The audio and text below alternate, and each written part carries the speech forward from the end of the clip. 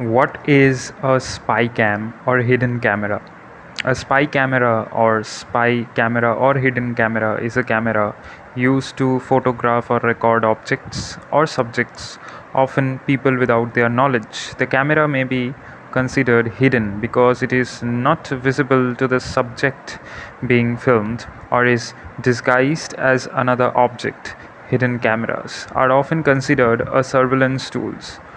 The term hidden camera is commonly used when subjects are unaware that they are being recorded, usually lacking their knowledge and consent. The term spy camera is generally used when the subject would object to being recorded if they were aware of the camera's presence. In contrast, the phrase security camera refers to cameras that are visible or are accompanied by a warning notice of their presence, so the subject is aware of the camera's presence and knows they are being filmed.